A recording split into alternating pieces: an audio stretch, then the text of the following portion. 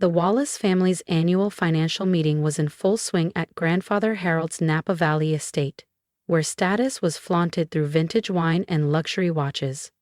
I sat quietly in my $120.00 blazer from an outlet store, watching my relatives preen like contestants on a reality show. Emily, sweetheart. Aunt Sylvia's voice oozed fake concern as she adjusted her diamond tennis bracelet. Still wearing that interesting jacket? I have some Chanel pieces that might suit you better for these gatherings. I smoothed the fabric, hiding a smile. The same jacket she mocked had been worn in boardrooms where deals worth billions were sealed. Deals she couldn't even comprehend. The agents, I'm comfortable as I am, I replied evenly. Comfortable being broke, you mean? My cousin Brandon muttered from his spot near the wine bar, swirling his third glass of Pinot Noir, despite it being barely 11 a.m. How's that little admin job going? If they only knew. I didn't just work at Art and Capital Group.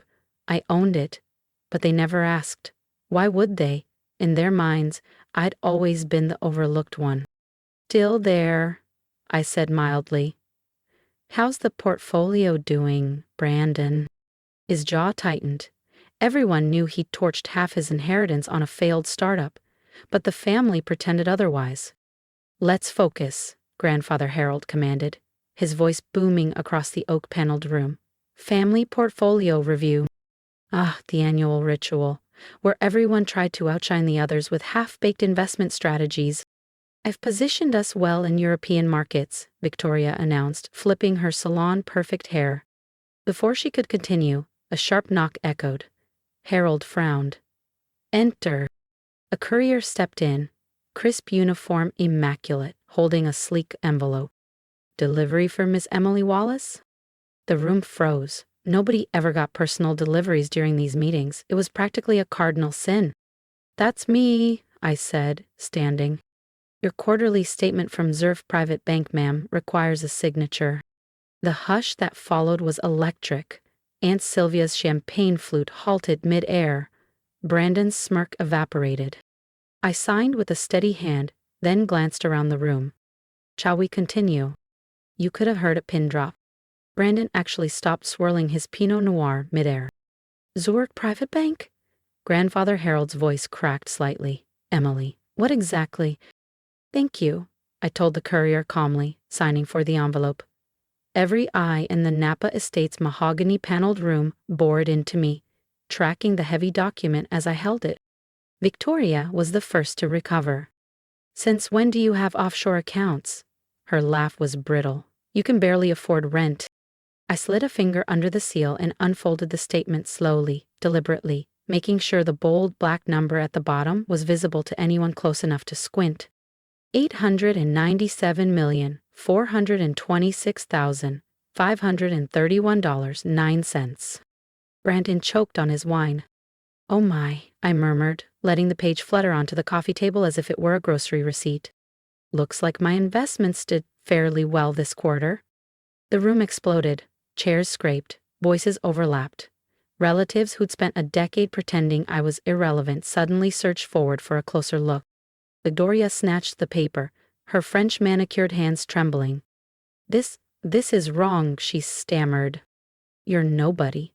You just pushed papers at some investment firm. I stood, smoothing my $120.00 blazer. The one they mocked. Actually, Victoria, I own Art and Capital Group, 51% for the last 6 years. But none of you ever asked which firm I worked for. Grandfather Harold's face turned a deep shade of plum. Art and Capital? His voice rasped. The same group buying half the San Francisco financial district? The very same. I smiled. Amazing what you can build when people underestimate you.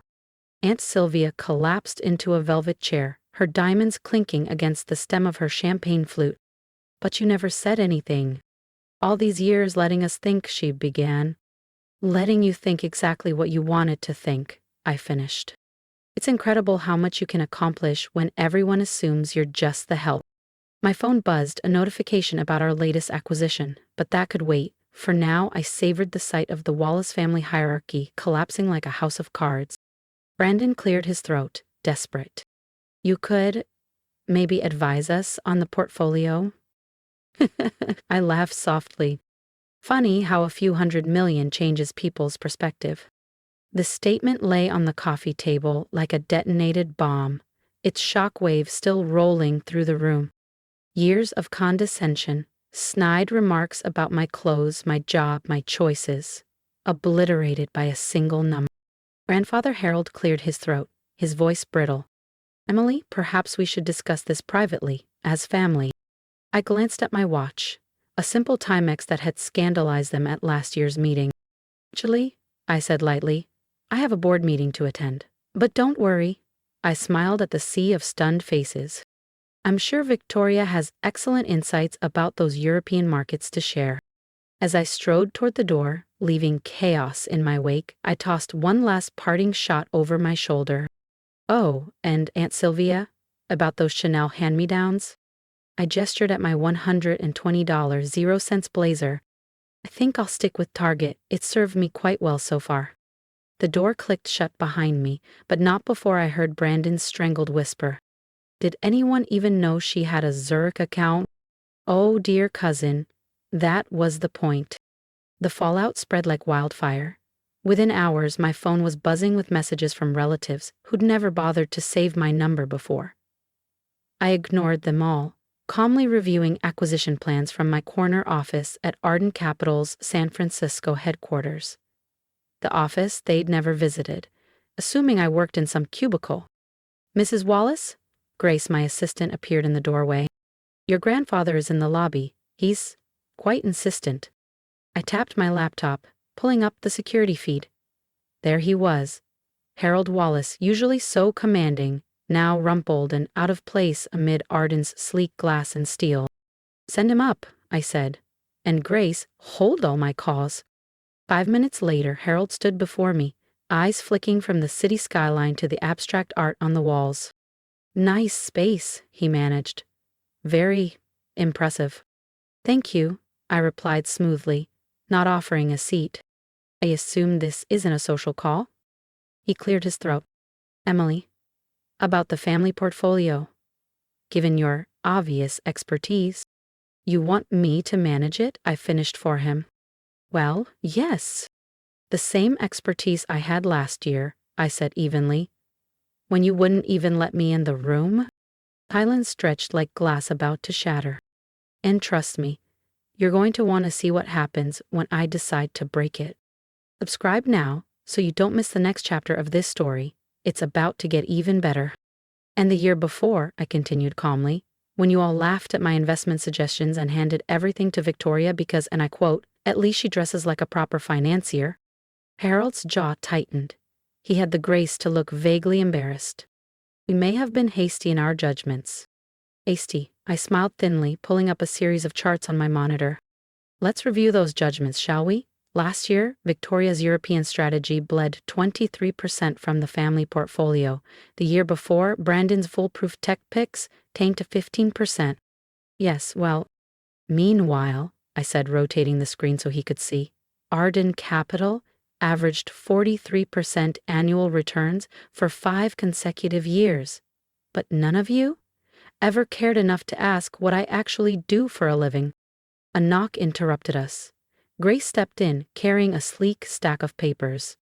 The Singapore merger documents are ready for your signature, Ms. Wallace, and Mr. Chin from the Hong Kong office is online too. Thank you, Grace. Tell Mr. Chin I'll call him back after finalizing the billion-dollar expansion. Out of the corner of my eye, I saw Harold flinch at the word billion. The same man who once advised me to aim smaller, be realistic. He cleared his throat. Emily, families should stick together, support each other. Surely you can see that managing the family portfolio is the right thing to do. I leaned back, letting silence stretch. You know what's fascinating about success, Harold? It exposes character.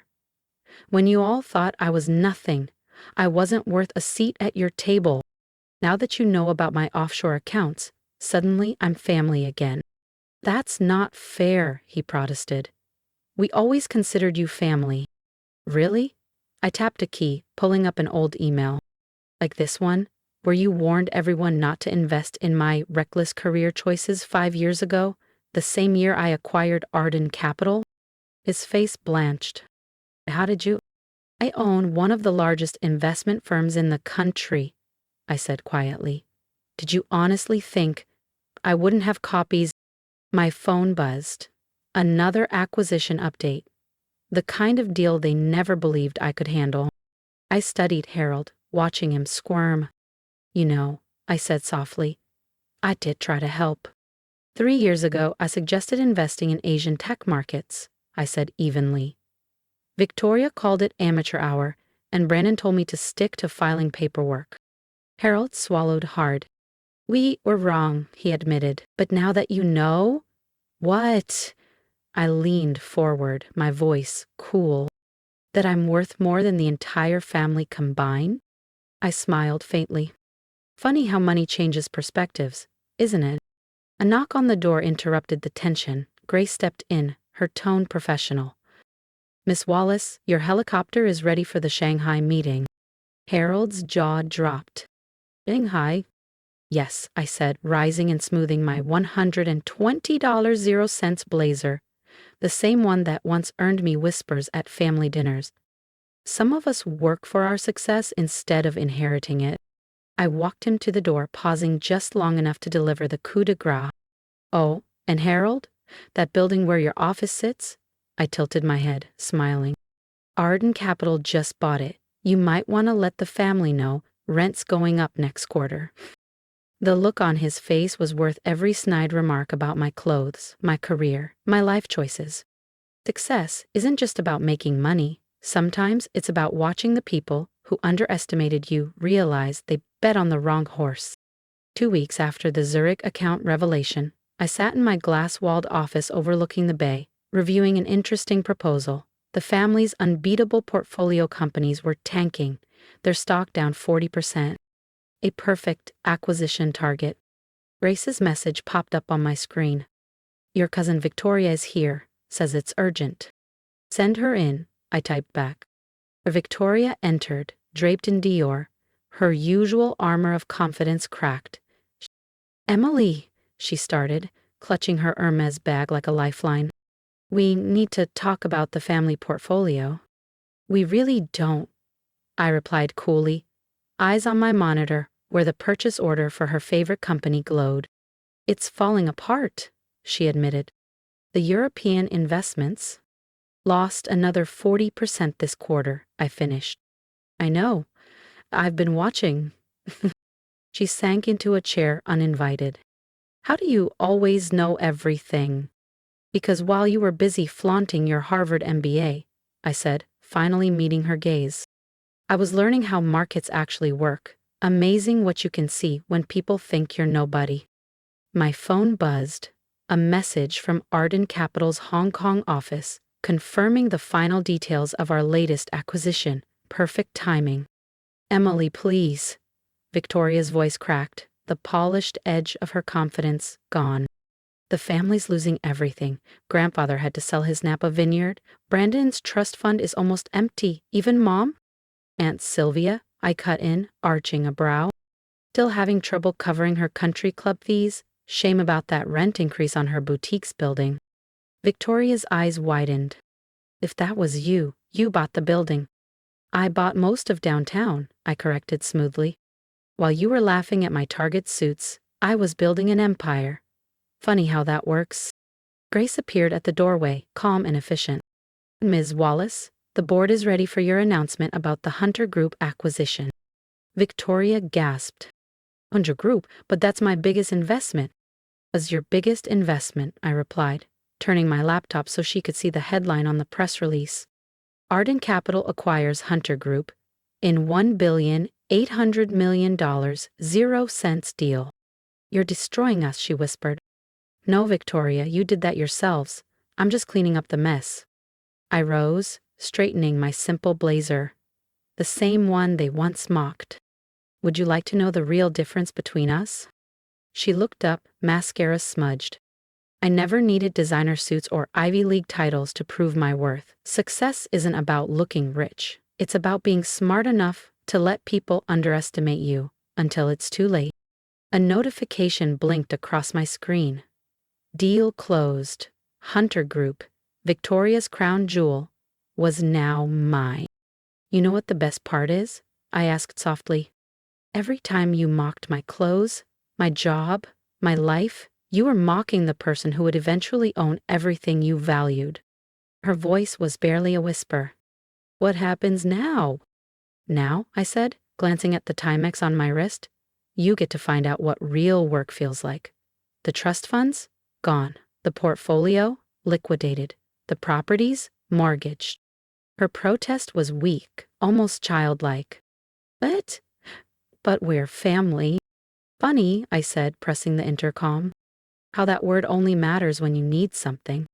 Grace, I said without looking up, please show my cousin out and send in the board. We have an acquisition to celebrate. Victoria rose on shaky legs, clutching her Hermes bag like a lifeline. I'm sorry for everything. I know, I replied coolly. But here's the thing about success, Victoria. It doesn't care about apologies. It only cares about results. She hesitated, then walked out, her designer heels clicking unevenly against the polished marble floors of my empire. The same empire I built while they dismissed me as a nobody. My phone buzzed again. Uncle Harold, no doubt calling to beg for help with his ballooning debts. I hit decline, just as they declined every piece of advice I gave them for years. Sometimes, the sweetest revenge isn't just success. It's watching those who underestimated you realize you now own everything they took for granted. I adjusted my simple blazer and stepped into the glass-walled boardroom overlooking the San Francisco skyline. Another billion-dollar deal was about to be inked, another piece of the Wallace family legacy dismantled, one company at a time. Because in the end, it's not about the labels you flash or the cars you drive. It's about the empire you build while everyone else is too busy pretending to matter. And mine? It's just getting started. The next morning, the financial headlines screamed. Arden Capital CEO Emily Wallace, the silent billionaire who reshaped a legacy. My phone exploded with calls and texts from relatives who had ignored me for years. Brandon's desperate message blinked on my screen. Please, I need a job, any position. I typed back. The mailroom is hiring. Time to learn what real work feels like. And Sylvia called in tears about her boutique's rent hike. Harold's voicemail begged for a meeting. Victoria's Instagram feed, once a shrine to luxury living, had gone dark. But I had no time to respond. Dressed in my $120 0-cents blazer and Timex watch, I was too busy closing another billion-dollar deal. Because true power isn't about flaunting wealth. It's about building it quietly while others waste their lives trying to look rich. And this was only the beginning. I built this empire in silence while everyone doubted me, mocked my choices and wrote me off as a failure. Now, here I am, standing at the top of the very industry they told me I'd never belong to. But this isn't just my story.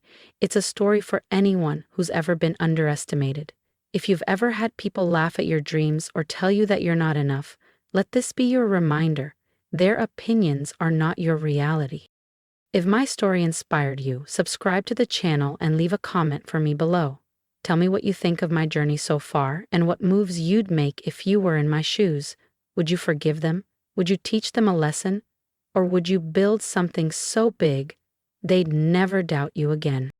And here's my advice. Stop chasing validation and start building quietly. Success doesn't need an announcement. It speaks for itself when the time is right. Stay focused, stay patient, and let them underestimate you. Because when the moment comes, your results will speak louder than any words ever could.